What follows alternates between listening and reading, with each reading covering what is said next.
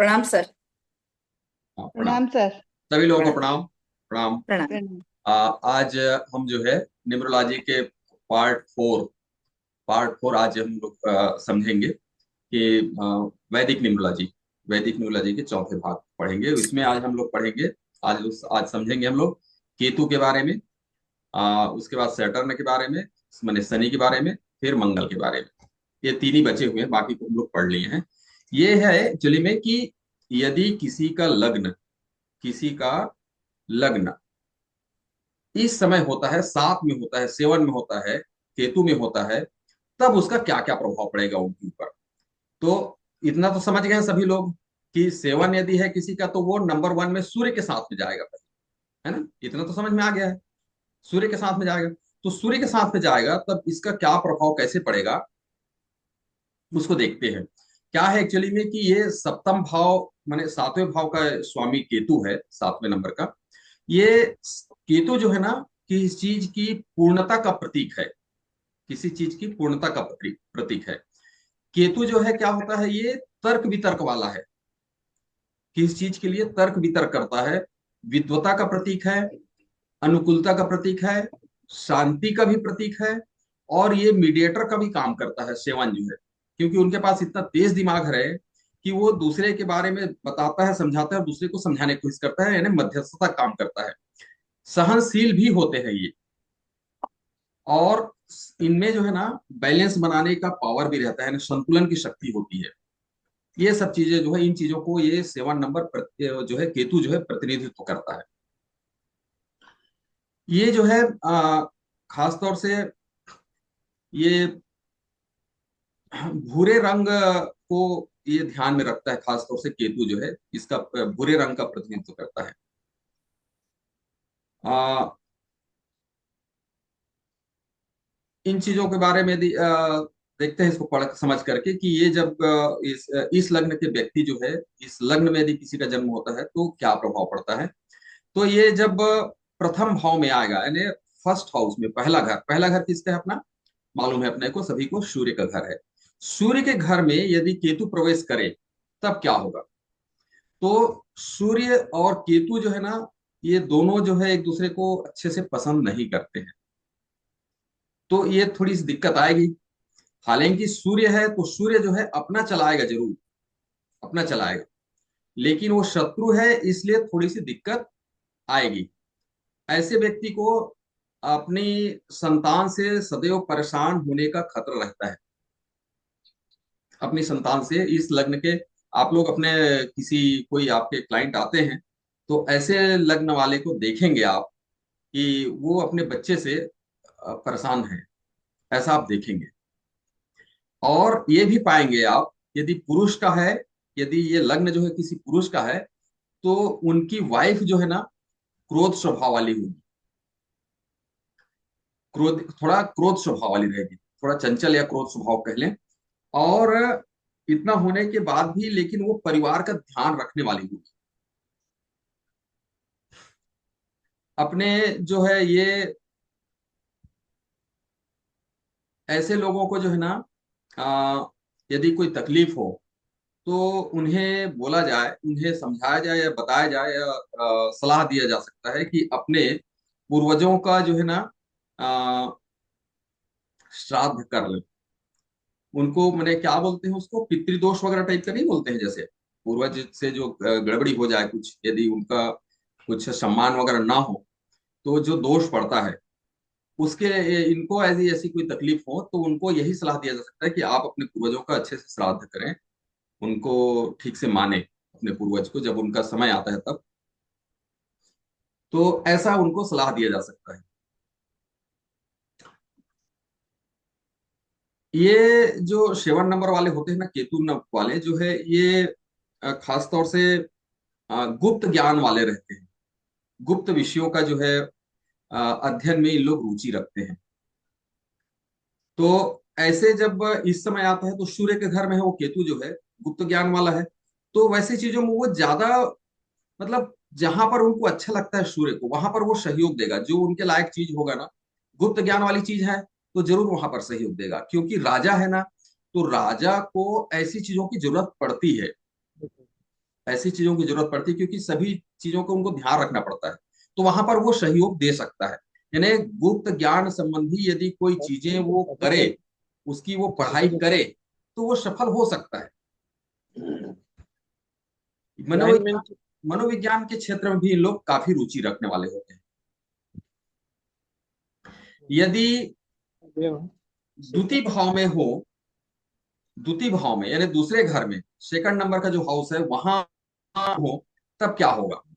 पहला वाले में सूर्य के साथ में हो गया, दूसरा किसका घर है? बृहस्पति का। दूसरा किसका घर है? अपना गुरु का, है ना? तो वो दूसरा गुरु का घर है। गुरु के घर में यदि यदि ये चला जाए, केतु चला जाए, बृहस्पति के साथ में यदि केतु चला जाए, तब क्या होगा? तब क्या होगा, है ना? नाइन तो केतु जो है क्या है? केतु, केतु क्या है? फाइव आवाज जीरो नाइन। म्यूट कर लीजिए प्लीज, सिंधु थोड़ा सर का म्यूट म्यूट कर म्यूट दो। कर लीजिए सर, म्यूट कर लीजिए, अपना होकर म्यूट कर लीजिए। तो ये क्या है, दोनों को ही जो है ना, बृहस्पति और केतु, ये जो है दोनों आपस में विरोध नहीं करते, क्योंकि जानते हैं कि दोनों बड़े ज्ञानी हैं। दोनों आपस में जानते हैं कि वो भी ज्ञानी है और ये समझते हैं कि ये भी ज्ञानी है, कोई दिक्कत नहीं है। तो ये क्या करते हैं, ये जो दोनों जो है ना, ये तटस्थ रहते हैं, तटस्थ, न्यूट्रल रहते हैं, क्या मतलब ये न्यूट्रल रहते हैं। इस लग्न के व्यक्ति जो है ना, आ, थोड़ा गड़बड़ कर सकता है। क्या है एक्चुअली में कि बृहस्पति के घर में है, कितना भी हो गया तो थोड़ा से दोनों में अनबन होगा ही। दोनों गुरु हैं, वो अपना चलाने की कोशिश करेंगे, वो अपना चलाने की कोशिश करेंगे। तो वैसी हालत में क्या होता है कि एक सच्चे भाव वाला गुरु है, तो वो थोड़ा से एक राक्षस है, राक्षस गुरु में से है। तो ऐसी हालत में क्या होता है कि वो थोड़ा से धोखेबाजी कर सकते हैं। यदि द्वितीय भाव में केतु आया, तो वो थोड़ा धोखेबाजी कर सकते हैं, किसी किसी चीजों में वो झूठ भी बोल सकते हैं। रिश्तेदारों से, रिश्तेदारों में भी थोड़ी सी दिक्कत आ सकती है उनको। इस लग्न के लोगों को जो है ना, थोड़ी सी बीमारी वगैरह का खतरा रहता है। मैंने हमेशा लगभग जो है बीमार रहते हैं। आप लोग अपना किसी क्लाइंट को देखिएगा जो हमेशा बीमार रहता है, कोई आदमी स्वस्थ नहीं रहता, तो उनको, उनका आप देखेंगे ना लग्न जो है, तो संभवतः ये लग्न मिल सकता है। हमेशा हमेशा बीमार रहने वाले लोग, ये जो है इस लग्न के व्यक्ति जो है ना, विरोधियों से, या कह ले दूसरे शब्दों में शत्रुओं से, ये घिरे रहते हैं। इनको हमेशा हमेशा बना रहता है कि मेरे शत्रुओं का आक्रमण हो जाएगा क्या, ऐसा इनको भय बना रहता है। इनका ऋण भी चढ़ा रहता है, आसानी से वो ऋण नहीं हो पाते हैं।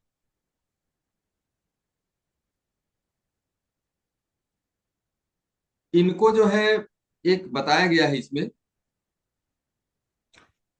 इस लग्न के व्यक्ति को तब ठीक लाभ होगा जब ये अपने भतीजे का ध्यान रखेंगे, उनका देखभाल करेंगे। यदि कहीं ऐसा कोई भतीजा जो तकलीफ में है, खास तौर से यदि है, यदि तकलीफ में है, या कभी कभी ऐसा देखने में आता है कि पिता नहीं है या माता नहीं है, तो ऐसे भतीजे का जो है यदि वो देख रेख अच्छे से करेंगे, तो उनका, उनके जो कुछ दोष हैं वो कट सकते हैं। तो ये है द्वितीय भाव में, यानी दूसरे घर में यदि कहीं केतु आ गया, तो इस प्रकार की दिक्कतें आ सकती है। तीसरे भाव में, तीसरा भाव किसका है, तीसरा घर किसका है, थर्ड हाउस किसका है? शनि का। अब वो शनि के घर में यदि केतु चला जाए, तब क्या होगा? शनि और केतु दोनों तो शत्रु हैं, दोनों तो एक दूसरे को पसंद नहीं करते। ये जो है, ऐसे लग्न के व्यक्ति जो है ना, आ, बुद्धिमान तो होते हैं, लेकिन बुद्धिमान बहुत पाएंगे आप इस लग्न के व्यक्ति में। वो आपस में भले शत्रु रहे, कुछ भी रहे, लेकिन बुद्धिमान होते हैं और उदार प्रकृति की भी होते हैं। इस लग्न के व्यक्ति जो है ना, ये भी अपनी संतान से थोड़ा से दिक्कत में रहते हैं। मतलब क्या कहना चाहिए, संतान से इनको भी कष्ट मिलता है। और आप देखेंगे ऐसे लग्न के व्यक्ति यदि कोई क्लाइंट आते हैं तो उसमें आप पाएंगे कि वो किसी व्यवसाय में स्थिर नहीं हो पा रहा है। वो बार बार जो है कोई न कोई नुकसान हो जाता है, नुकसान होने के कारण वो अपना बिजनेस, अपना धंधा पानी, व्यवसाय जो है बदलने लगता है, बदलता है। इनको क्या करना चाहिए कि ऐसे यदि इस लग्न के कोई व्यक्ति हैं तो उनको बोलें कि आप पुरानी बात को छोड़ें और भगवान की प्रार्थना करें। और जो है पुरानी बात को छोड़ करके ठीक से आप जो है काम करें, तो ये थोड़ा बहुत संभल सकते हैं। ये क्या होता है कि पुरानी चीजों को ध्यान में रख करके आगे काम करने लगते हैं कि अरे यार उसमें इतना घाटा हुआ, उसमें इतना हुआ, उनका लेना देना बाकी है, इतना ये करना है। और नया व्यवसाय चालू करते हैं तो उसको भी वो गलत कर डालते हैं, उसके कारण, उस चिंता के कारण।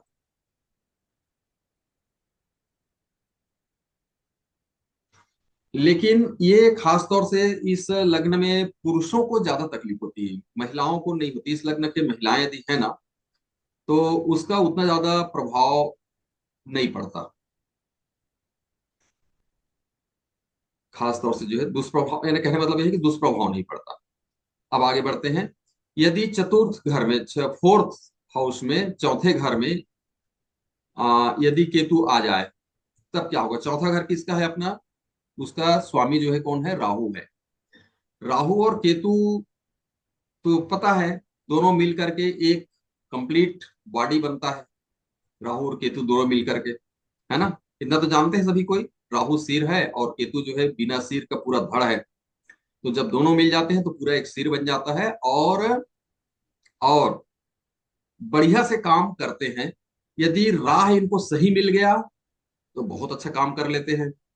और यदि कहीं थोड़ा राह गड़बड़ आया तो बहुत तकलीफ होने का खतरा रहता है। क्योंकि उनको पूरा हर चीज मिल गया ना, दिमाग भी मिल गया और ताकत भी मिल गया। केतु ताकत है और राहु जो है दिमाग है। तो यदि कहीं सही रास्ते में गए तो फिर बहुत उन्नति कर लेते हैं। और कहीं गलत रास्ते में चले गए या कहीं किसी का ऐसा दुष्प्रभाव पड़ा या गलत संगति हो गई तो वो बहुत गलत आदमी बन सकते हैं।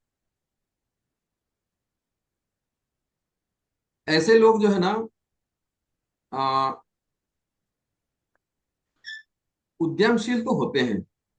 माने काम धंधा, उद्यमशील तो होते हैं, साहसी, परिश्रमी होते हैं। लेकिन थोड़ा स्वभाव जो है कहीं गड़बड़ हुआ थोड़ा बहुत तो दुष्ट भी हो सकते हैं।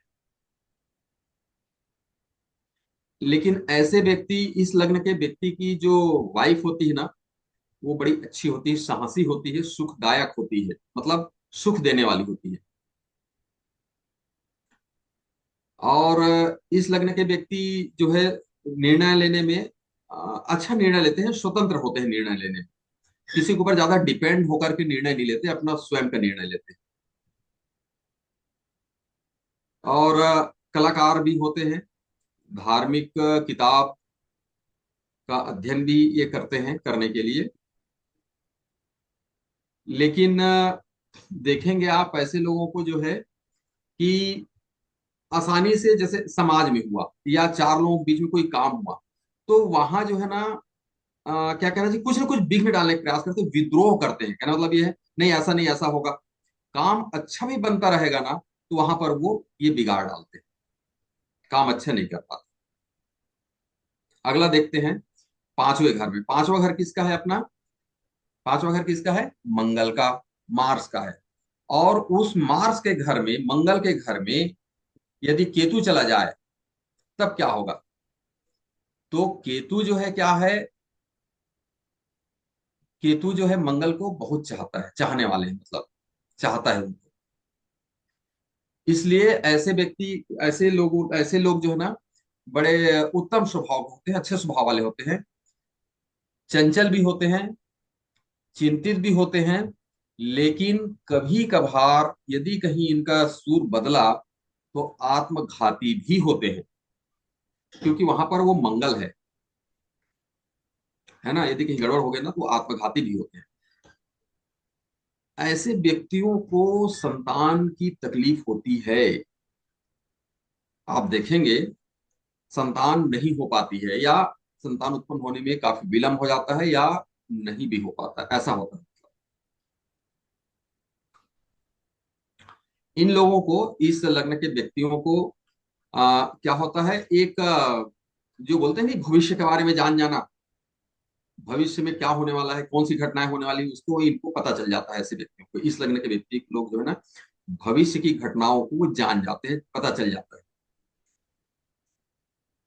इनको इनको एक सलाह दिया जा सकता है, ऐसे लग्न के व्यक्ति यदि कोई आते हैं आपके पास, तो उनके लिए सलाह है कि माथे में जो है ना, केसर का तिलक लगाएं।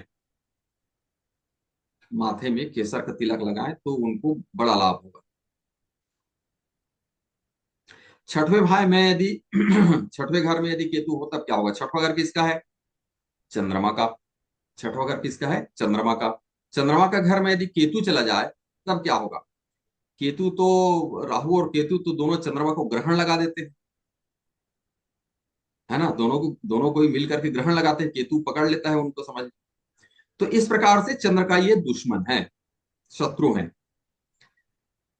चंद्रमा के प्रभाव के कारण ऐसे लोग जो थोड़ा चंचल होते हैं, किसी काम में स्थिरता नहीं हो पाती, अस्थिर रहते हैं, निर्बल भी हो सकते हैं। केतु है इसलिए प्रवासी भी होते हैं, लेकिन प्रवास में उतना अच्छा लाभ नहीं हो पाता। ऐसे व्यक्ति को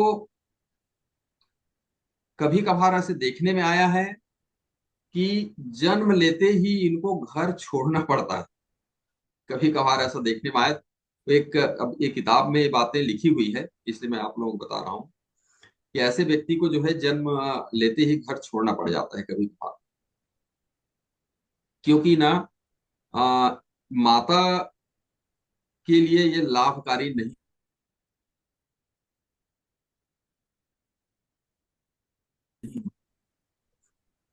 आ, सर, आवाज सर कट गई बीच में। अच्छा, कहाँ कहाँ तक बताया मैंने? माता के लिए लाभकारी। दस हाँ, माता के लिए लाभकारी नहीं होती है ऐसी संतानें जो है, इस लग्न की संतानें जो है, माता के लिए लाभकारी नहीं होती है। और ऐसे व्यक्ति जो हैं, इस लग्न के व्यक्ति, पिता से कोई संपत्ति प्राप्त पिता से कोई संपत्ति की प्राप्ति नहीं होती है इनको, जो है ये खुद जो है अपने को करना पड़ता है, या कहीं से भी प्राप्त करे, पिता की संपत्ति इनको नहीं मिल पाती है।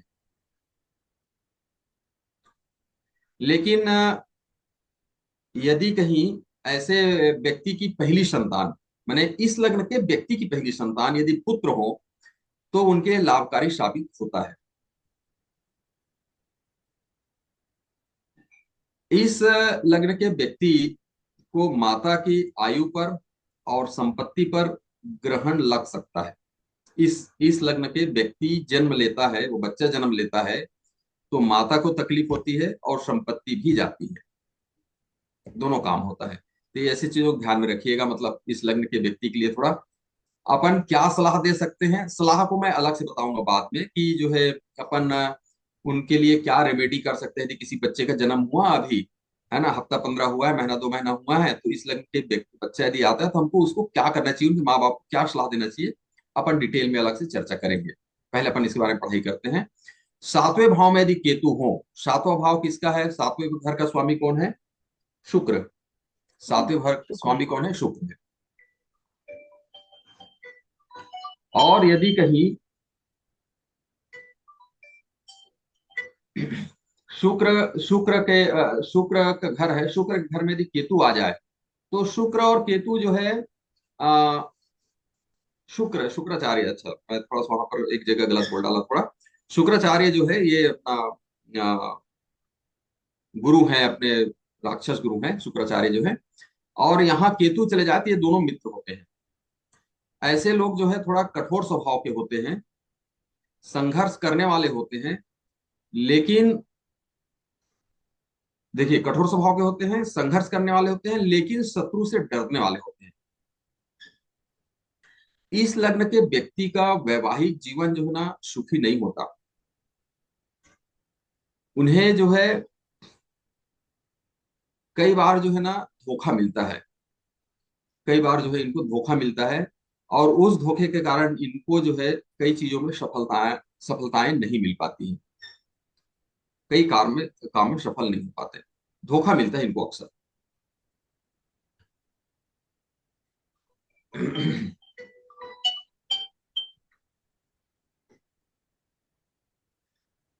ऐसे व्यक्ति जो है ना, ये इस लग्न के व्यक्ति जो है बैठ करके काम नहीं कर सकता। उनको जो है इधर उधर चल करके ही काम करना पड़ता है। और इस प्रकार के व्यक्ति जो है बचत नहीं कर पाते हैं। बचत नहीं होता इनका, मैंने कोई भी कमाया तो पैसा जो है बच नहीं पाता है। इनको जो है इस लग्न के व्यक्ति को बुढ़ापे में भी परेशानी होती है। बुढ़ापे में भी परेशानी का सामना करना पड़ता है इनके लिए। चलिए आगे बताएंगे इसके इसके मैंने इसके लिए रेमेडी क्या कर सकते हैं ऐसे लोगों के लिए। सब के साथ में रेमेडी एक साथ हम बताएंगे। आठवें भाव में यदि केतु है तब क्या होगा। आठवां भाव किसका है। आठवें भाव का स्वामी जो है केतु है। और केतु के घर में स्वयं केतु पहुंच जाए तब क्या होगा। तब जो है ऐसे व्यक्ति जो है बहुत सफल होते हैं, साहसी भी होते हैं, लेकिन महत्वाकांक्षी भी बहुत होते हैं, मेहनती होते हैं। वे जो है ऐसे लोग जो है ना, आ, अपनी मेहनत से बहुत धन संपत्ति भी इकट्ठा करने वाले होते हैं। यदि कहीं संभव हुआ तो विदेश की यात्रा भी कर लेते हैं। इनके लिए सलाह ये रहेगी हमेशा जो है, हमेशा सलाह अपने देना है इनको कि इनका स्वभाव का जिद्दी स्वभाव के होते हैं। इसलिए केतु से केतु केतु घर में यदि केतु पहुंच जाए ना, तो ऐसे लोग बहुत जिद्दी होते हैं, अपनी बात मनाने के लिए बहुत प्रयास करते हैं। तो उनको ये बताना है कि तुम अपने जिद्दी का स्वभाव, जिद स्वभाव छोड़ो। यदि आखिरी में नौ भाव किसका है। बुध का है, मरकरी का है। वहां यदि केतु पहुंच जाए तब क्या होगा। बुध और केतु एक दूसरे के प्रति तटस्थ रहते हैं, मतलब न्यूट्रल रहते हैं। इस लग्न के व्यक्ति काफी विद्वान भी होते हैं, बलवान भी होते हैं, क्योंकि वहां पर मरकरी है। बलवान भी होते हैं, साहसी होते हैं, बुद्धिमान भी होते हैं, कला के क्षेत्र में काफी आगे बढ़ते हैं, कला प्रेमी भी होते हैं। और किसी किसी विषय में इन लोगों को विशेषज्ञ पाया गया है, स्पेशलिस्ट पाया गया है किसी किसी चीजों में। ये ऐसे इस लग्न के व्यक्ति के जो पड़ोसी जो होते हैं ना, वो थोड़ा क्या कहना चाहिए, ऐसे ऐसे लग्न के व्यक्ति के जन्म होने के बाद से उनके जो पड़ोसी हैं वो थोड़ा जर्जर हो जाते हैं, मतलब जर्जर स्थिति में हो जाते हैं, क्या कहना चाहिए, कमजोर हो जाते हैं। आर्थिक स्थिति उनकी खराब होती है। इनके लिए सलाह ये है कि ये सोने की अंगूठी पहने अपने तर्जनी में, राइट हैंड में, लेकिन उस अंगूठी का जोड़ ना हो। उस अंगूठी का जोड़ ना हो, बिना जोड़ वाली अंगूठी इनको पहनने की सलाह दी जाए। अब आते हैं हम लोग जो है, ये केतु का हो गया। अब आते हैं हम लोग शनि में। शनि शनि क्या चीज है ये जो है ये जज जज है। तो सर एक चीज मैं डिस्टर्ब कर रही हूँ, एक मिनट प्लीज, मेरे को थोड़ा सा ये पूछना है, बहुत देर बोलिए। से प्रश्न है ये। कि जैसे आपने बताया केतु के घर केतु आ गया, है ना। आपने अभी 7 नंबर का हमें केतु का बताया। क्या ऐसा हो सकता है कि मतलब केतु हम उल्टा भी हो सकता है, ये 7 और 1 की जगह 1 और 7, ये भी सेम इनकी जो करेक्टरिस्टिक रहेगी वो सेम रहेगी। प्रश्न में क्लियर नहीं कर समझ पा रहा हूँ। जैसे आप, जैसे 3 नंबर का माना हमने, 3 नंबर का लगन है, नंबर है, ठीक है। तो 4 नंबर हमारा बृहस्पति में आया, ठीक है। ठीक है। हाँ, तो क्या 3 और 4 और 4 और 3 सेम रहेगा। मतलब अगर चार अच्छा नंबर आया ना। अच्छा अच्छा, नहीं अब समझा देता हूँ, बता देता हूँ। ठीक ठीक, अब प्रश्न समझ में आया। हाँ देखिए, हाँ जिनका घर होता है ना मैडम, हाँ। वो ज्यादा पावरफुल होता है। इस बात को ध्यान में अच्छा, रखिएगा। जो जिस ओके ओके। वो जिस जिसका हाउस है, जिनका घर है, उस ग्रह का पावर ज्यादा रहेगा। ठीक है। ओके। आप ठीक समझ है। में आ गया ना? यानी हाँ हाँ यदि हाँ हाँ बृहस्पति का घर है और 4 हाँ नंबर आए, हाँ। बृहस्पति का चलेगा। लेकिन 4 के घर में यदि बृहस्पति जाता है तो वहां पर 4 का हाँ, चलेगा। अब समझ में आया क्या? अच्छा अच्छा अच्छा अच्छा। चलिए तो आगे इसमें बढ़ते हैं। वो शनि में, ज्यादा पावरफुल रहा। थोड़ा शनि में चलते हैं, ओके। अदरवाइज फिर पढ़ नहीं पाएंगे, अब लेट हो जाएगा, है हाँ ना? हाँ ठीक है सर, ठीक है ठीक है ठीक है। तो ये जो है क्या कहना है, शनि, शनि जो है फाइनेंस से संबंधित चीजों को ध्यान में रखता है ये। और जो है क्या कहना चाहिए कि ये न्याय, न्याय प्रिय होते हैं, न्याय के देवता कहलाते हैं ये। तो ये यदि कहीं प्रथम भाव में, यानी पहला घर में यदि शनि आ जाए तब क्या हो? पहला घर किसका है? सूर्य का। सूर्य के घर में यदि शनि पहुंच जाए तब क्या होगा? सूर्य और शनि तो एंटी है दोनों, यानी कहना चाहिए शत्रु है एक प्रकार से। हालांकि पिता पुत्र हैं, हालांकि पिता पुत्र हैं, इस बारे में मैंने एक आध बार और डिस्कस किया था कि पिता पुत्र दोनों शत्रु हैं। जैसे आपस में कहीं बाप और बेटे झगड़ा हो जाए तो दोनों अपने शत्रुता भाव रखते हैं, परंतु कहीं कहीं पर ऐसी कोई घटना हो जाए कि पिता के ऊपर कोई आक्रमण हो जाए तो बेटा जरूर जो है, भले उनसे दुश्मनी हो लेकिन उस परिवार को बचाने के लिए वो जरूर जाता है। इस बात का ध्यान में रखिएगा कि वहां पर आक्रमण हो रहा है तो वहां भाई मेरे भाई भी हैं, मदर भी हैं, सब कुछ है, तो वहां पर जो है। हेलो, आवाज आ रही है?